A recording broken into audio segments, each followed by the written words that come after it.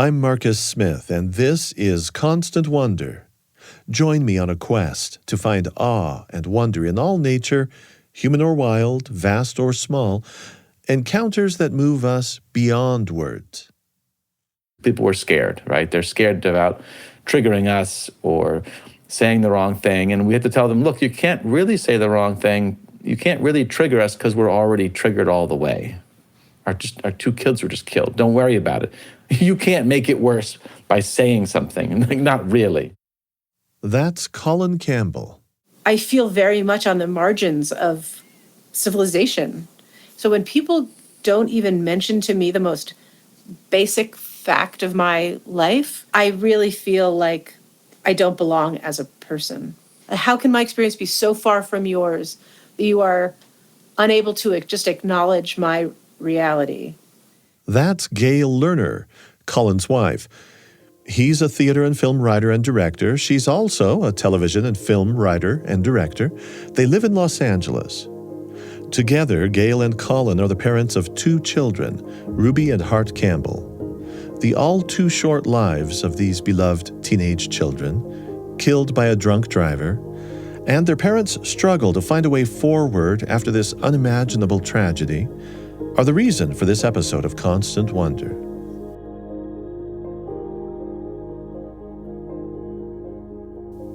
On June 8th, 2019, both children, Ruby, 17, and her 14-year-old brother Hart, died unforeseeably and senselessly.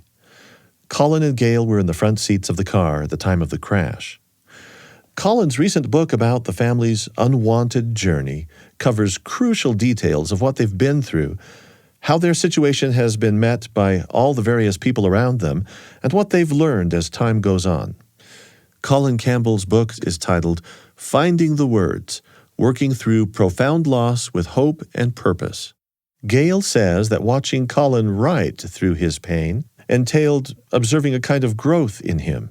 Colin really started writing almost immediately about his experience. And seeing him do that, it was the way he was just writing toward his discomfort, toward his distress. It felt remarkably healing.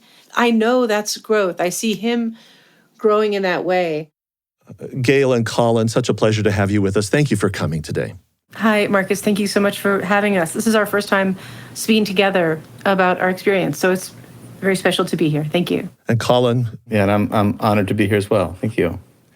We've invited both of you to join with us here for an extended conversation for this particular episode of our podcast. Above all else, because we want to talk about talking, yes, but specifically the most difficult ones, the hardest ones that come after immeasurable loss, after death, bereavement. And I know enough about your family's story and what you have to offer us that I think before we address that awful night, the night of the accident, the tragedy, it just is imperative to get a sense for who these vibrant children, Ruby and Hart, were. And as I've been thinking about it, Gail, Colin, it occurs to me that maybe we could do this by hearing about some of the places that matter to all of you, so much as a family together. And I know that one of them, for example, is the LA Arboretum. I've never been there. Gail, what drew you there? What did your family do there? The Arboretum is a wonderful place. I highly recommend you finish the podcast and jump in the car and go. It's really exquisite. It's just this massive, massive garden, and it's split up between all different continents, hemispheres. And so there's an Australia garden, which kind of looks like a lunar garden. There's bamboo. There are old buildings. There's a lake. It's just full of amazing places to scramble and explore. There's a giant tree with really low spreading branches that Ruby and Hart were climbing on from, I think, the time when they were 2. And you no one can even see you in the park. You duck under the canopy, and it's just exquisite. So we would always go there on a weekend, and then afterward, this will sound like a commercial, but then we would go to the Din Tai Fung dumpling house and have dumplings and just chat and laugh and sit together. And it was just a beautiful, beautiful place to be as a family. And Colin, did you just sit and watch them, or did you climb the trees yourself? Oh, I definitely climbed the trees, yes. Well, I had to in the early days because it was scary because you're up high, and I wanted to be right next to them. But Ruby very quickly became an expert climber. So I would just be like hanging back, making sure Hart was safe. There are peacocks there. There are a lot of peacocks that were brought over, I don't know, in the late 1800s, I think. And they're beautiful, but they're also a little scary. It turns out they're a little dangerous peacocks. But, and the bamboo stands, Ruby would climb the bamboo stands. How do you do that? You have to just basically be a part monkey, I think. You're just climbing straight up a pole, basically. Let's talk about Joshua Tree, which, just like the LA Arboretum for your family, was a favorite place, an important magnet for you all. Colin Campbell's parents live in Maine, and so that became a family destination. They vacationed there, the family cabin, one of Ruby and Hart's most favorite places in the whole world, their parents say. Yeah, we took them again since early in their lives. And what's wonderful about Joshua Tree is that there are these rocks you can climb even as a little kid, because it's like you kind of find gentle slopes where you get pretty high up. And so they loved to scramble on those rocks.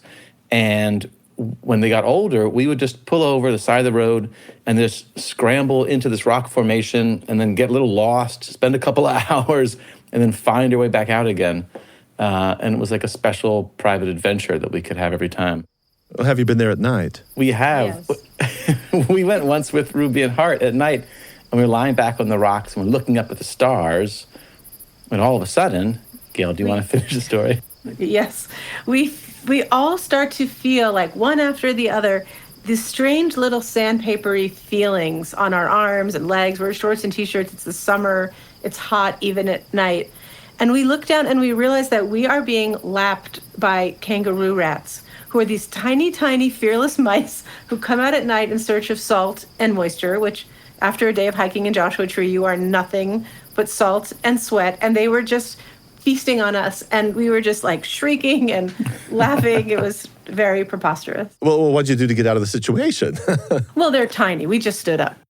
Colin Campbell's parents live in Maine, and so that became a family destination. They vacationed there, the family cabin, one of Ruby and Hart's most favorite places in the whole world, their parents say.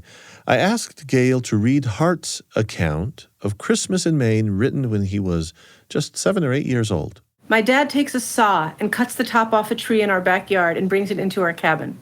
We decorate it with ornaments, and then we decorate it with real candles. Then we light the candles and take pictures of it. We hang our stockings up. The people who are there are my mom, my dad, my sister, my grandma and grandpa, Uncle Christopher and his wife, Auntie Lisa and Auntie Kathy. And for the dogs, there's Cello and Ruffy and Lupe. Outside, we make an igloo, and when we're done with it, we go in. And then when we are finished and we've been in it a little too much and are a little bored of it, we go inside the cabin and drink hot cocoa with marshmallows in it. Ruby, I understand, was also a writer, Gail. Yes, Ruby was a wonderful writer. And are you familiar with a children's book? It was assigned in high schools a lot, called The Witch of Blackbird Pond. Yes, my sisters read it. Well, it's a really wonderful book, and it takes place during the Salem witch trial times. And the book is from the point of view of a woman who was thought to be a witch, but of course is a regular woman with agency, which at the time, I guess, branded you a witch. And Ruby had to write an alternate ending for The Witch of Blackbird Pond. And she wrote this outrageous murder where the woman who's being tried as a witch has a hidden knife, and she kills someone, and she sneaks away, and she has a knife in her boot. And it is the most dramatic, wonderful, outrageous action escapade that is the last thing anyone was imagining. And it's just fantastic. Like Ruby and Hart really, they had distinctive voices. No one could have possibly done or thought or written what Ruby wrote in the way she wrote it. She just embraced every opportunity to express herself. As we talk about these things, is it helpful to you having lost them, Colin? Is it helpful to just have another survey, here I am, and we've just met today, and I'm a stranger to you. Is this worth doing? It's always worth doing, yeah. It always is painful, right? I'm always going to feel some pain, but it's always ultimately, feeling good is a strange way to say it, but it feels right. It feels like it's something I want to do. It's a way of reasserting that they were here They were here, they mattered, they changed me forever, and they go on impacting other people's lives by me sharing their stories. And I think a lot of people who encounter us, including friends and family, there's a real uneasiness about asking us about the kids and anxiety about, will we want to talk about it? Is now a good time? And the answer is really always. It's always a good time. My very, very wonderful friend Corey, when often I say like, oh, we're going to go talk to this person or talk to that person or speak at this, she'll say, are you sure that's a good idea? And I love having her there as a guardrail because sometimes I say, oh no, that's actually pushing myself too hard. There's leaning into the pain, which we really, really believe in. And then there's leaning in for a punch. And I'm really trying to learn the difference. But a chance to talk about them and tell stories and think that, oh, someone in the world will hear their name and think of them, and Ruby or Hart's name will just like reverberate in their soul, like a teeny bit of sonar, is so important to me. I want to let both of you guide this conversation now because the next element has to do with the accident, the tragedy.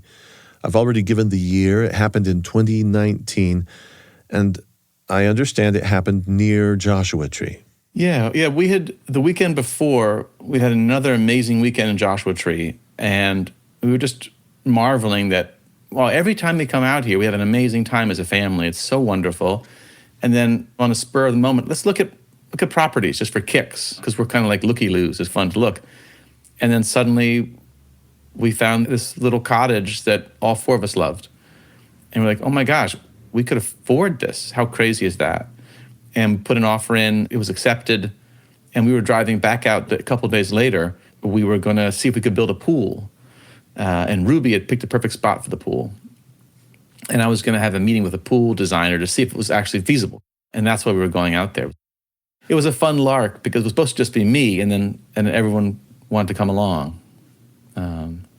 Yeah. You know, the metaphor people always use for these kinds of experiences, it's like a lightning bolt out of the sky because it's so sudden. And the lightning bolt in this situation was a vehicle with a drunk driver behind the wheel, drunk and high, flying through the intersection, struck your family car, T-boned it. I think what I want to do is invite you to describe some of the first conversations that you had, the people you spoke with or needed to speak with at the accident site, perhaps, maybe at the hospital later, whatever you remember and you think would be useful to share about those first initial conversations. The very first person I talked to, which was as soon as we got out of the car, I felt very certain, even though I was in shock, I felt very certain I did not have any, like, broken bones and I was wrong. I did have some fractured ribs, but I was able to move around. I was able to walk around, and I wanted to right away. Colin was with Ruby, with her body, and people were getting her out of the car, and I wanted to be with Hart. But someone was concerned that something was wrong with my neck. I don't even know why. And they put me in this, like, collar, like a neck brace. And they forced me to sit on a bench that was by the side of the road. And this woman who had witnessed it, she just was standing outside the Circle K, sat with me, and she coincidentally was a nurse. And I kept saying, let me go, let me go, let me go be with Hart. And she kept saying, moms don't look. And like it was this mantra, like moms should not see what is happening. And I was so upset. I felt like an animal in a cage. And there was like a very big EMT just like physically holding me there. And I just feel like it informed to me the very beginning of, I think, and a lot of what compelled you to write the book, Colin, is there's these mantras that don't make any sense but have become ingrained in us. And this notion that moms don't look, that something terrible is happening to our children and we should be protected from it, to me is so damaging. This elemental terror is happening. Like, we are their parents. I'm his mother. I should be with him. And the notion that someone is trying to protect you from an experience, to me, makes it that much harder to recover from. I was robbed of the sense of agency of, I need to do whatever I can in this moment. You know, whether he lives or dies, I need to be with him in this moment. And that notion that people are trying to separate you from your children for your own good is just such a very scary notion. And the idea of lean into the experience, lean into your pain, lean into whatever time you have together is very, very powerful. So it was intense to me that opposition was my sort of entryway into this whole new kind of horrible version of life. At what point did you come together and have eye contact with each other with some sort of recognition between the two of you that what had happened had really happened? Colin? Well, we were, as Gail said, kind of separated at the crash site. And then Gail was put on a stretcher and put into an ambulance. So the first person that went was the woman who killed our kids, the drunk driver. She was taken first because she was the most alive. And then Hart was taken because they thought maybe they could save him. And then Ruby was taken. They knew that she was dead. They didn't tell us, but they knew that. And then Gail was taken, and I was left alone on the side of the highway. And I turned to the police officer and I said, wait, where are they taking my family? And he started giving me driving directions. And I'm like, I pointed to the wrecked vehicle. I said, that's my car. And he says, oh, well, I don't know. And so I got into the ambulance that Gail was in the back of. She didn't know that, but I got into the front of the ambulance, said, I'm coming with you. And we drove for 45 minutes to the hospital. And then we get out, and that's when Gail knew that I was with her. And then at that point, I collapsed into a wheelchair because I had cracked ribs and lacerated kidney and things. And so I was suddenly in very much pain. Enough shock had worn off that we were in pain, and so we couldn't turn our heads and look at each other. We did not actually look at each other for a very long time, and my glasses got lost, I think, in the crash. So in my mind's eye, I could see things, but in reality, I realized I did not have my glasses. I could barely see anything. It was very surreal. And then when we got to the emergency room, remember, they shouted, don't look over there. And they started moving curtains around, and everything was so completely alienating. They had to cut my shirt off of me, so they put someone else's shirt on, like someone else who had been in the hospital and left without it. So I'm thinking, who is this person? A teal and blue and turquoise shirt covered in rhinestones that looked like what somebody would wear on a cruise.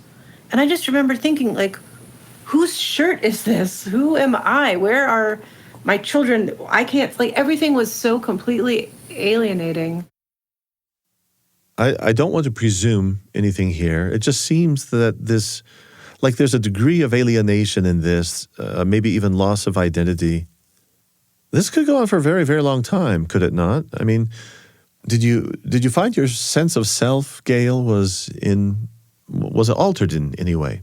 At one point, we were speaking with a lawyer, and it was about, will we press charges, and what will happen to the driver, and will there be a court, and just all in the early days. And I found myself just profoundly wishing that she would have this eternal jail sentence. And I remember thinking, wow, we work with kids in juvenile hall. We are people who are profoundly against the industrial prison complex. We don't think prison works the vast majority of the time. And now here I am with bloodlust for this woman to be incarcerated forever. And I just said to this woman, my identity is taken. I'm not a mother. My identity is taken. I don't feel like myself anymore. I don't feel like someone tethered to reality. And now I'm craving vengeance. Who am I?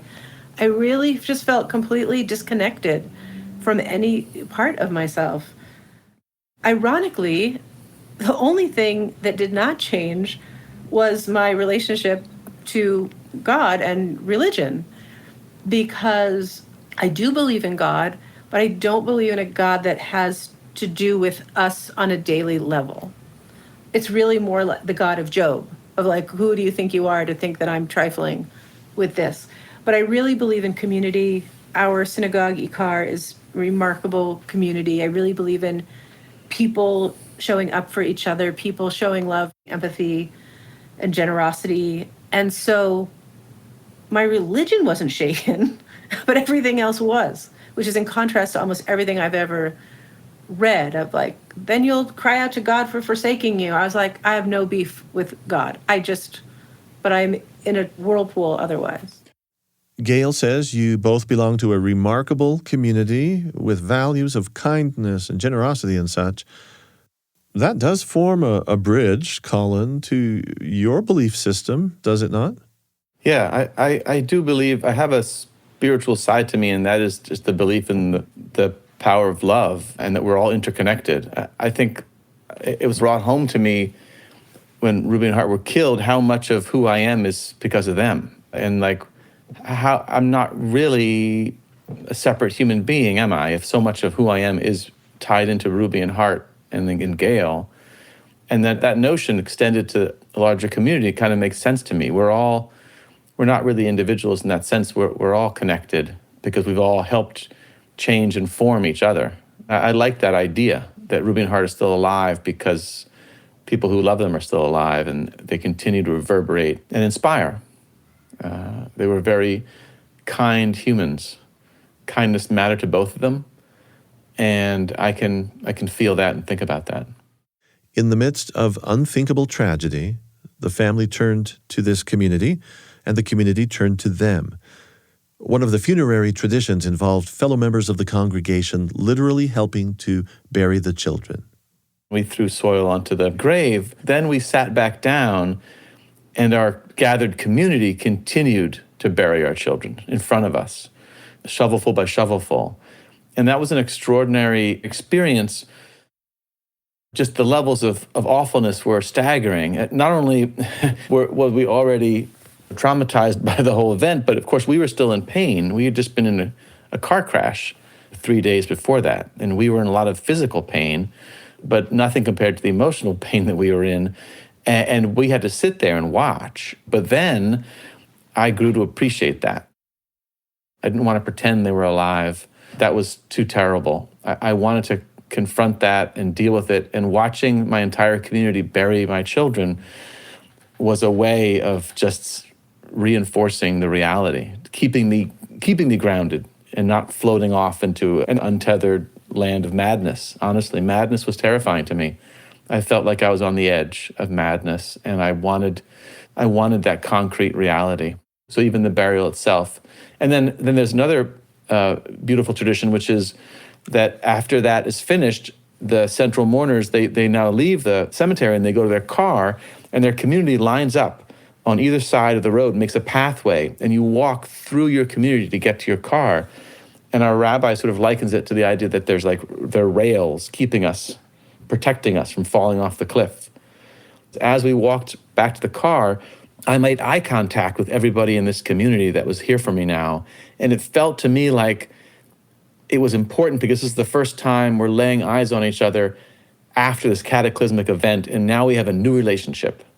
Now I'm the dad with the 2 dead kids, and you're here to help me, and we have a different relationship now. Our world has collectively been rocked, and that was very powerful as well. This is Constant Wonder. I'm Marcus Smith. You're listening to a conversation with Colin Campbell and Gail Lerner, parents of Ruby and Hart, 2 teens, whose lives were tragically cut short by a drunk driver. Colin Campbell's book coming out of their experience is titled Finding the Words, Working Through Profound Loss with Hope and Purpose.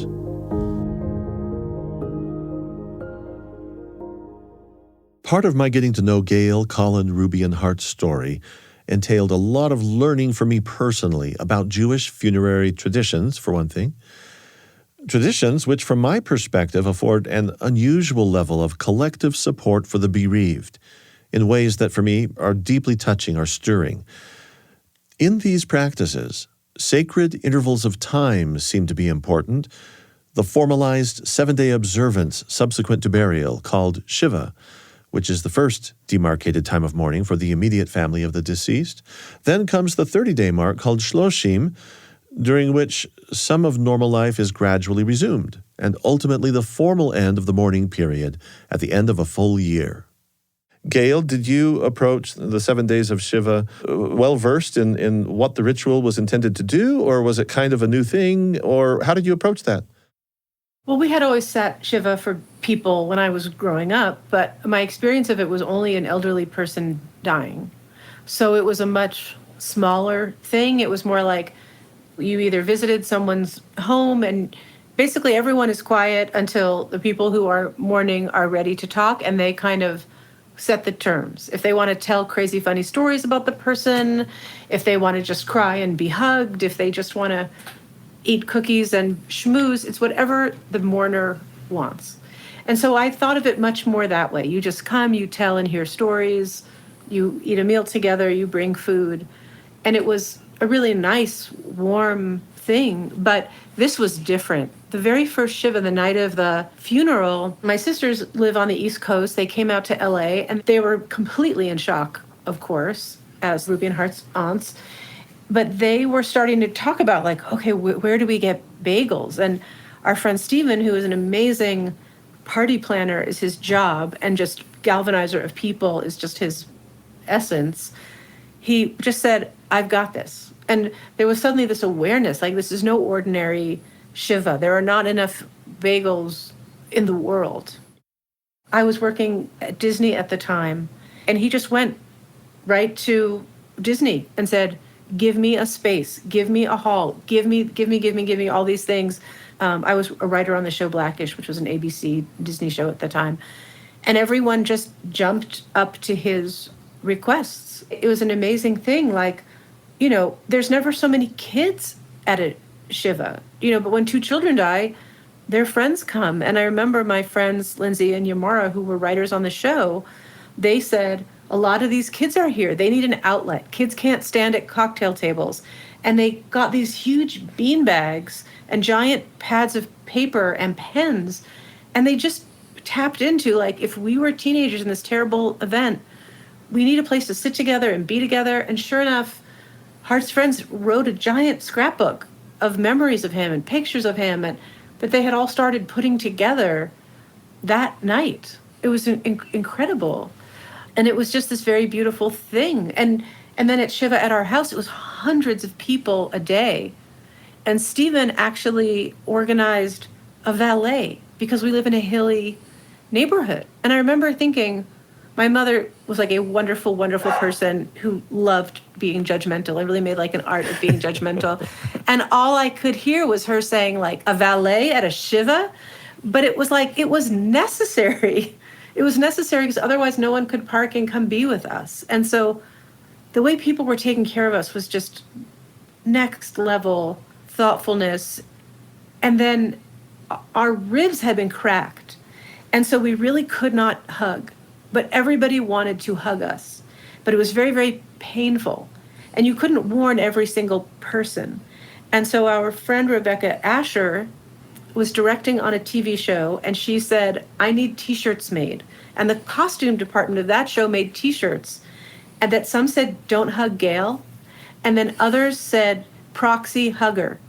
And those 2 people would flank me, and people would look and see the shirt, and then they'd look and see the person wearing the proxy hugger shirt, and then they would hug them. And then I got to watch a person I love comforting someone who wants to comfort me. It was so beautiful. It was bizarre. It was bizarre.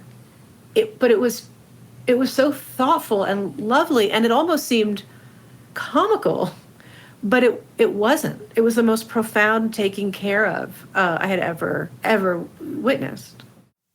I lost a brother to suicide. It had been coming for a long, long time before it happened. He was diagnosed with bipolar disorder, lived nearby. We did everything we could to help him.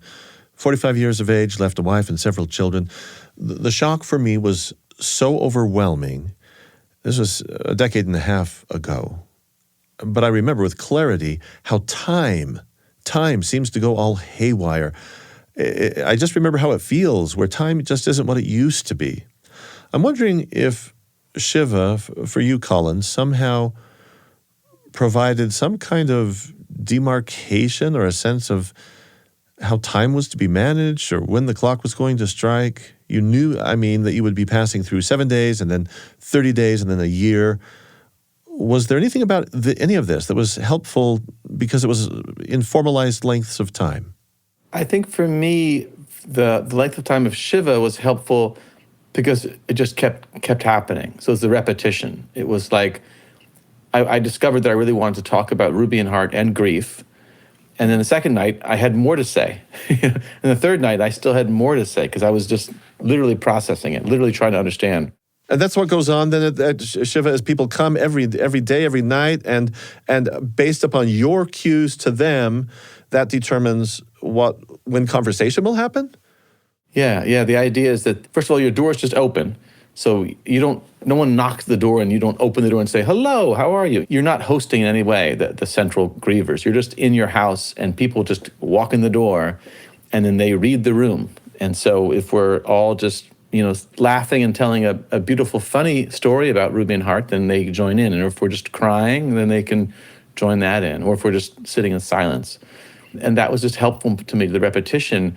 And then marking the end of Shloshim, which is the marking the end of the first 30 days, was helpful to me, I think, and Gail too, because it gave us something to do. We had to plan. We had to plan what was going to happen. I think for both of us in the earliest days, not having a task meant that we were just going to spiral into despair. And so we had something we had to do. And then we decided the LA Arboretum because it's so special to us. And then we decided we wanted to get 2 trees and have plaques on them, dedicate 2 trees. And that's the whole process. We had to call the Arboretum and meet with an arborist and pick these trees. And they sped the process. Normally it takes a little longer, but they did it, a rush job, as it were, in time for the ceremony. And then just figuring out how we wanted to have this ceremony play out was a way to give structure to our days. And would you just tell us how community, again, at the Arboretum there after 30 days, how that played out? Yeah, we chose a carefully curated list of people that we thought would be nice to have at that event and invited them specifically. It's a trek to get out there. It takes about a half an hour to drive from Los Angeles out to the Arboretum, and then from there, we picked the most remote corner of the park. So you have to take a 20-minute walk at least to get up there. That's a pilgrimage, and it's a very wild part of the park. It's very empty. People aren't usually up there. It's very remote. We saw some coyotes up there. And your rabbi helped with this? So our rabbi officiated the Shloshim celebration, and she was late. She got stuck in very bad traffic because it's a very out-of-the-way place. And so Colin and I essentially had to vamp because you can't just sit solemnly for a very long time. People are still people. And so we started just telling stories about the kids. And that was actually how we started talking about the peacock stories. Everyone had walked past the peacocks. So we were just kind of telling funny stories about Ruby and Heart because we're like, we have our friends. Let's share these memories. And then other people told some stories. And then the rabbi came and then she told just a really beautiful, just stories about Ruby and Heart, about the importance of Vishloshim, this 30-day mark, is the last official commemoration before the 1 year when you unveil the headstone. And she was just saying, look around, look at all these people together. It is now your job as a community to do on your own, approach Gail and Colin, help Gail and Colin, think of them, I think she said, on any random Thursday. Don't wait for an event.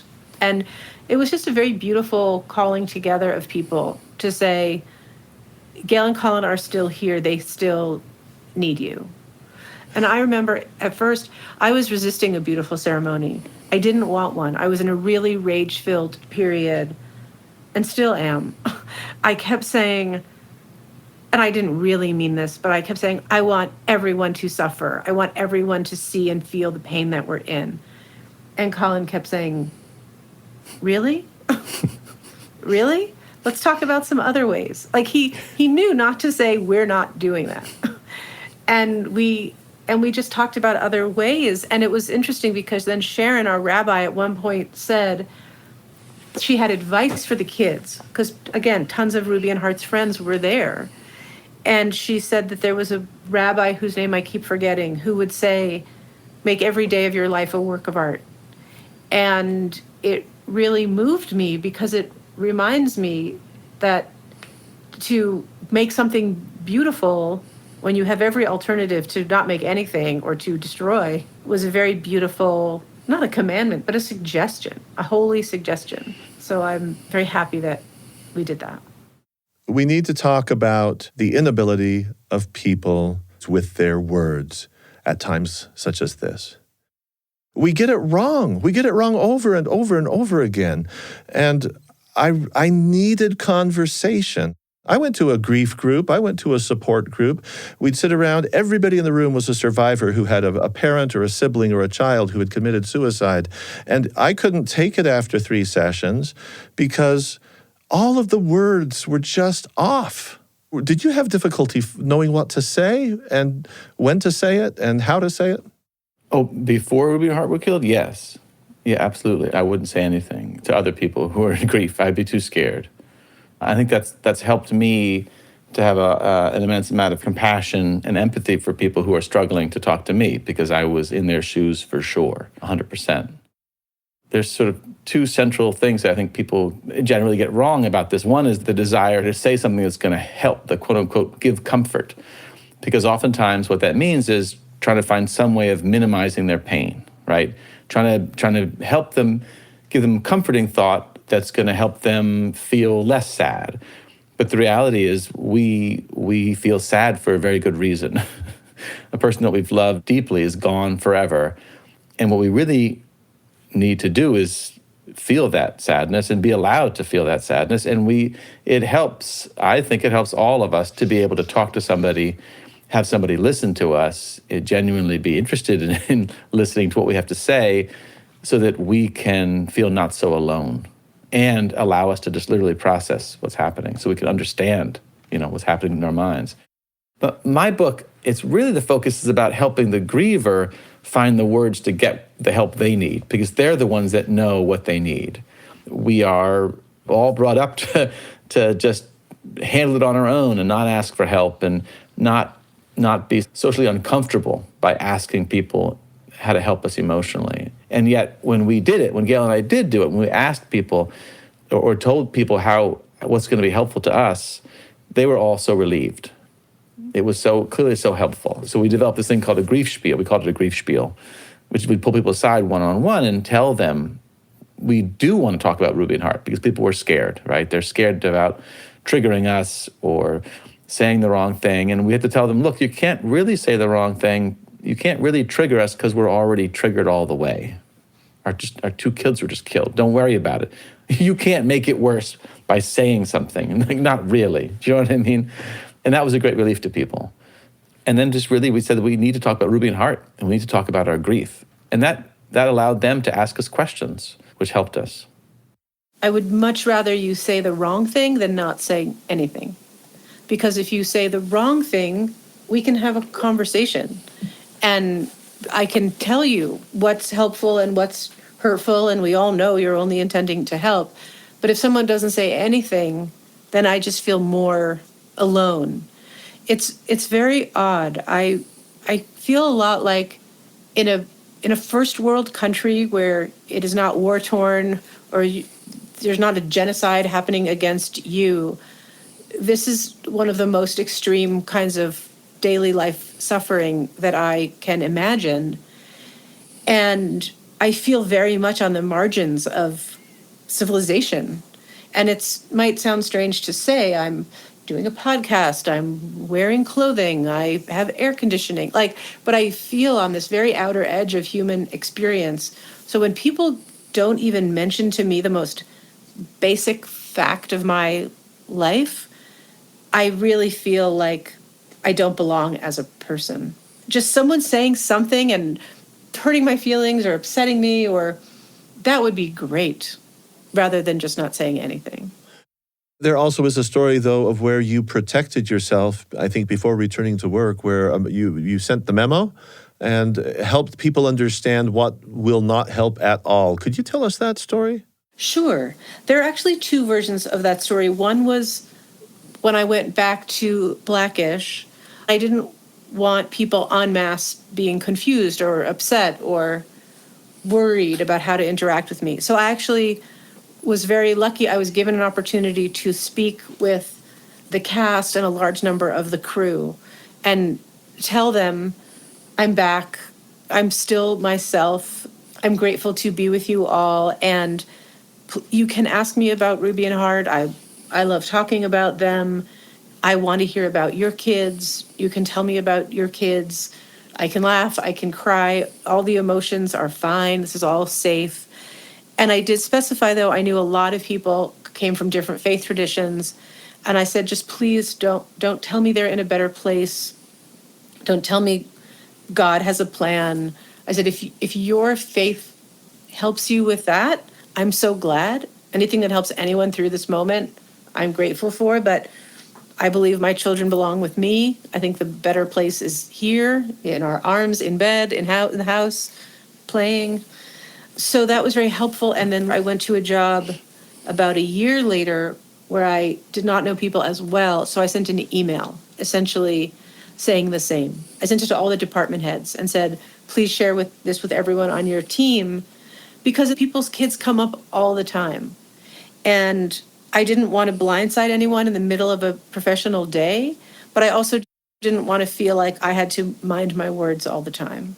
Because one thing that we also learned is when people are talking about their children and talking about their day, we can still talk about Ruby and Hart. So much are people saying, oh, the craziest thing happened when my daughter was learning how to drive. And we can have a story about that too. We don't need to preface it by saying they're not here anymore.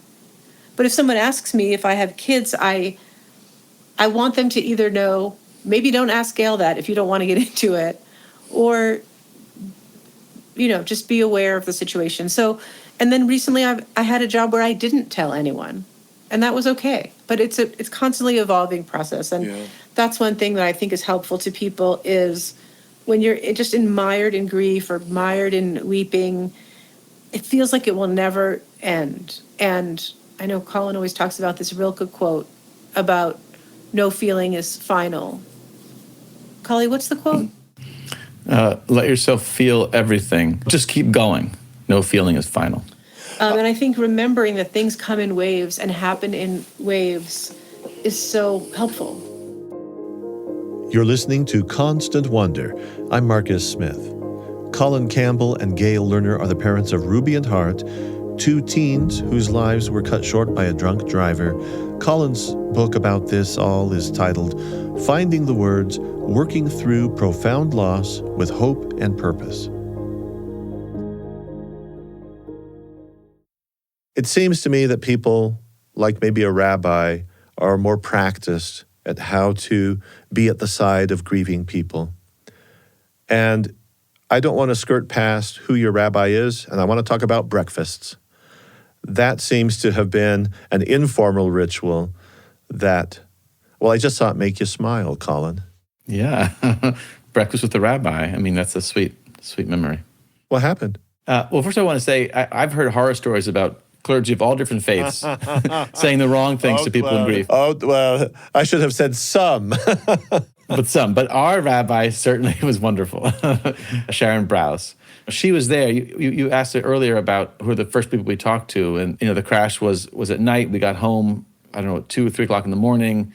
And then 5-6 hours later, there's a knock at the door. And there's our rabbi and the head of our synagogue, the two of them, Melissa Balaban and Sharon Brous, are there to literally hold our hands and help us through these worst days. Then Sharon said, would you like to meet every Wednesday for breakfast? And it became our weekly breakfast with the rabbi. And we would just vent to her about everything and anything, the grief, the aching, the loss, the frustration with other people, with other grievers and grief groups and everything. She was a wonderful, attentive, loving listener who asked, just the right amount of questions. A lot of times I think in grief, you can feel like you're stuck. Nothing's changing. As Gail said, we're in this state and we'll always be in this state forever. And it helped to have her just mirror back to us the reality that we were moving through grief things were changing. She could tell us in real time, like, well, we've met every week now for 2 months, and I can tell you that you're not stuck in one place. You're clearly moving and changing. That was just a very helpful idea that she could give us. Were the two of you in your conversations always able, through the initial weeks and months of grief, to do what Sharon was doing, the rabbi, for each other? Was it difficult? Every marriage has miscommunication, right? But I'm just wondering if on this particular issue, through these weeks, if there was bedrock in each other for the other. Sharon did that for you at breakfast, but what about lunch and dinner, We both felt very compelled to talk about Ruby and Hart constantly, and talk about our pain, and talk about our loneliness, and talk about our fear. I think there really was a true fear that we would go mad. And I think that we both wanted to share our feelings, if only to stay sane and to remind ourselves of what we had and that our children were real, was incredibly helpful. I know there are some couples who don't like to talk the same amount or the same extent, and I think that's really a struggle. I can't imagine not having a partner to share it with. We have friends in our grief group who had gone through really rocky divorces and really can't see their partner as a sounding board. And that to me just seems so painful, so painful. A friend in a grief group had lost his spouse the year before he lost his children. And so having that partnership was incredibly, incredibly powerful and very, very important. And in fact, when we are occasionally on a different page, it's rattling. And then I have to say, oh, wait, it's bizarre that we've been on the same page as much. This anomaly is normal. Yeah. That's been really a wonderful convergence. Leaning into grief is kind of the rubric here in a way. I think that's the way you've put it, Colin, and you sound still very committed to whatever that function is. But it's involved some informal rituals as well. This is such a touching list of things that you do just to stay there with Ruby and Hart. Colin? Yeah, I think there's always going to be a part of me that, on some visceral level, doesn't want to think about Ruby and Hart because it's so painful, and doesn't want to look at their photos, doesn't want to spend some time with their friends, doesn't want to read another letter or an email about them or see a photo of them that someone sent. But every time I choose to lean into the pain of it instead, it always feels so much better. And so I think I've learned over the years to not trust the impulse to back away, but to actually trust the process of leaning into the pain instead. It's like I'm eating this chip for you, Hardy, right? He loves spicy Cheetos, and I did not. But he would never give up on me. He'd always be like, oh, try another one, Dad. Try another one. It was like, it's been a day or two. You might have a different opinion now. And I'd be like, okay, and eat it. No, I don't want it. But now it's different. Now it's like, yeah, I'm going to eat this spicy Cheeto for you, Hardy. And I feel like you pay a price for that too, though, right? It's not just funny and happy. It's painful too, but it's more funny and happy than painful. Jumping in the ocean. I love jumping in the ocean and think about Ruby and Hart. I want to go see Meg 2. It's a ridiculous movie about a giant ancient shark because Ruby loved terrible monster movies and she loved Meg 1. I remember we were in Maine and she was like desperate to see Meg. And it's like, oh my God, really? It's a terrible movie. She's like, I know, but I want to see it, Dad.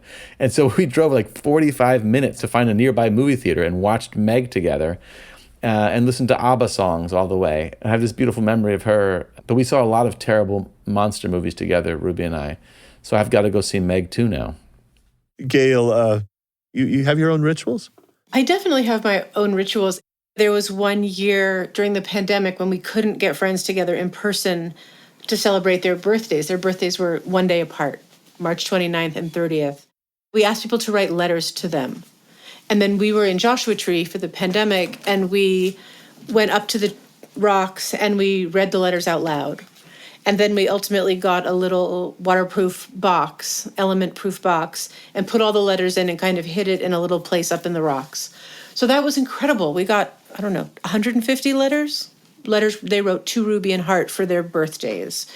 One year, I remember feeling very, very sad and lonely on their birthdays. And we asked people to gather in a meadow near our neighborhood, and everyone held a candle and we stood in a circle and told stories about them.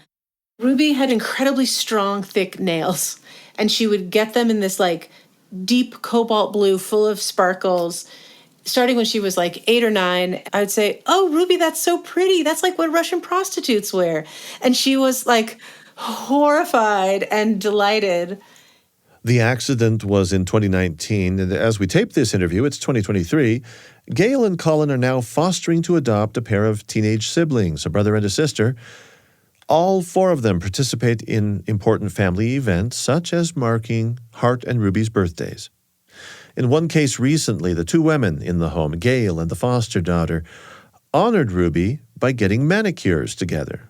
And when Ruby's birthday was coming up, she asked me what we should do.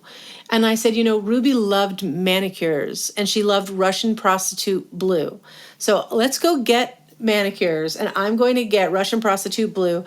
And you don't have to get that. You can get any color you want, but just it's in honor of how much Ruby loved manicures. So I got full-on Russian prostitute nails, and she got French manicure. So that meant just the tip was glittery blue.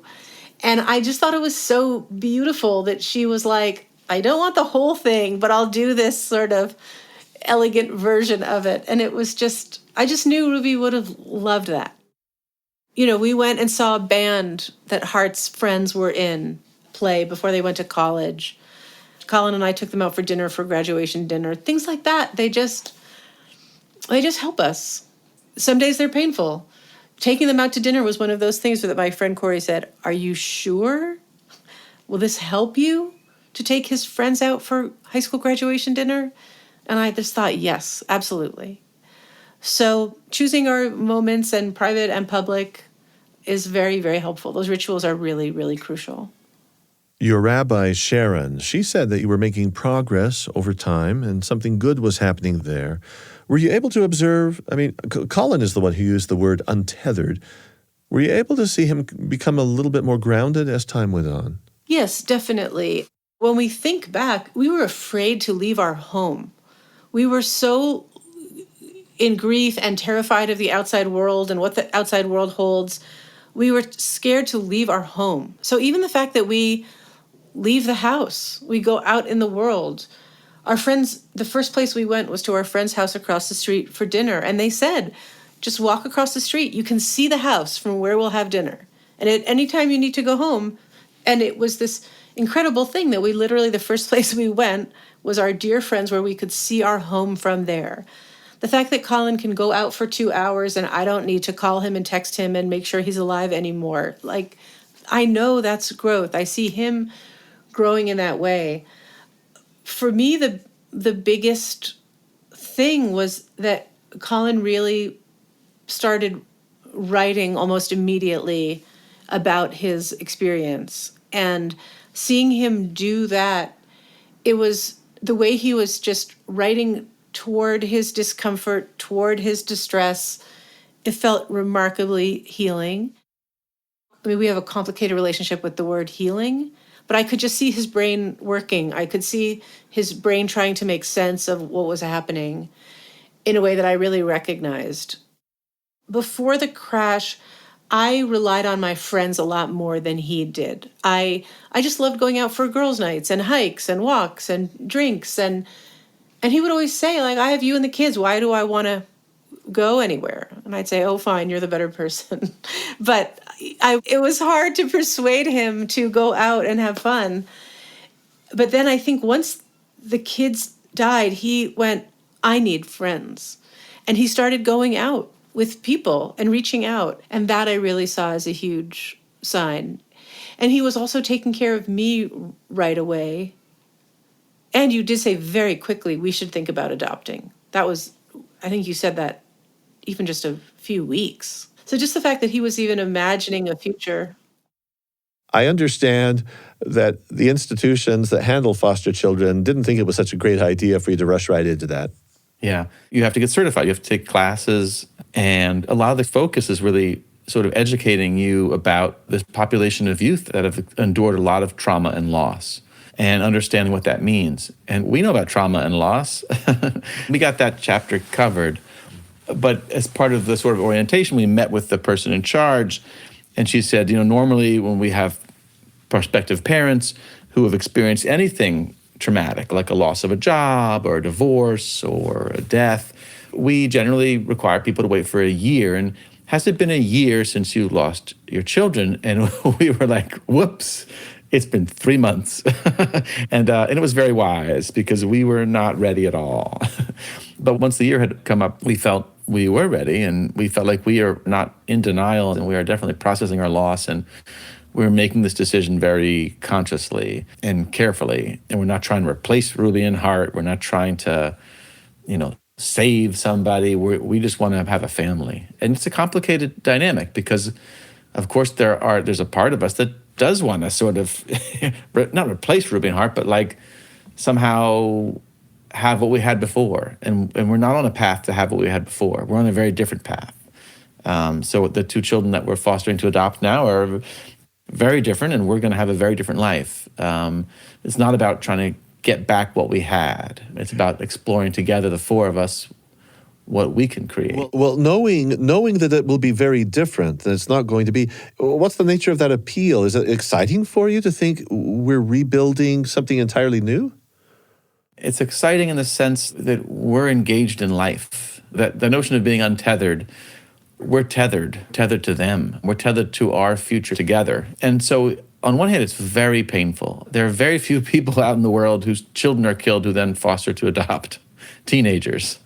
Because teenagers in the foster system have a lot of years of trauma. It's a challenge. So it's very rare what we're doing, but we want this. Our kids were teenagers. We hunger for teens in all of their difficulty. And it is challenging. It's challenging emotionally to be grieving and then also parenting kids that need parenting and don't want parenting because they're teenagers, right? And yet we do get a lot out of it. We had a pool party for our foster daughter, and she invited a bunch of friends, and here they are splashing around in the pool and having an amazing time. On one level, it's amazing. This pool has got kids in it again. Kids having fun. How beautiful is that? And on another level, how terrible is that? Ruby and Hart aren't here. But it's so much better than having an empty pool when Ruby and Hart aren't here, So it hurts my heart, but it also helps my heart. And so it's definitely all about leaning into the pain to get something else out of it, to get the joy out of it. At this point in our conversation, as we were recording for this episode, Gail had to leave to go pick up the kids, but Colin and I were able to have one final exchange. We've got this show, it's called Constant Wonder. It's on the premise that there is opportunity in life for each of us to encounter things that have real meaning, deep meaning, And love is one of those, and it comes fraught, it's perilous because of what can be lost and what will be lost when we love people. So many of our people who listen to us just assume that when I talk about awe, I'm talking about a positive value, but it's not necessarily that way because we do have the word awful, right? It's something that's terrible, horrific. It's fearful. And I'm wondering if your view of what is possible in the way of awe is kind of intact through this, or if there's a new perspective on awe, something that I don't even know you're going to say, but it has to do with this world we live in that affords us opportunities, and some of them will have something we call awe. I'm going to just leave it there and just see if that sparks anything for you. Yeah, it does. I'm in awe of this process that we're engaged in right now with these two foster kids. So the four of us are on this path to make a family. And 8 months ago, we were strangers. And we're coming to the table with all sorts of our own issues, yet here we are, and we're developing love for each other. And it's a slow going. It's not instantaneous. It's not some fairy tale. We're thinking about Ruby and Hart. They're thinking about their biological family, or not. I don't know. But none of us in our past would have envisioned this future, right? Or chosen it. But here we are, and here, given the cards we've dealt, we are choosing it. And that seems quite extraordinary to me, quite mysterious. It's almost like an arranged marriage that works, right? Hopefully. That's kind of amazing. And then I think in all about the life I had with Ruby and Hart and how beautiful it was. I don't think I took it for granted at the time. I think I was pretty good about cherishing it. I was a really active dad, and I have so many wonderful memories of time I got to spend with them. But the idea that life involves death and grief is something that I didn't really have to think about before. I could sort of skate by and just assume it was going to happen to somebody else. And now I have to wrestle with that truth, that there's no guarantees for anybody. And so you could say, oh, well, foster kids, and that might not work out. And it's like, well, yeah, but any child-parent relationship might not work out for all sorts of different reasons, right? There's no guarantees of anything in this life. And so can we make the choice to love and live in spite of it all? You've been listening to Constant Wonder. I'm Marcus Smith. We're deeply grateful to Colin, Campbell, and Gail Lerner for being with us today. Colin's book is titled Finding the Words, Working Through Profound Loss with Hope and Purpose. This episode was produced by Eric Schultzke with help from Camden Lamb and Brian Barba. Constant Wonder is a production of BYU Radio.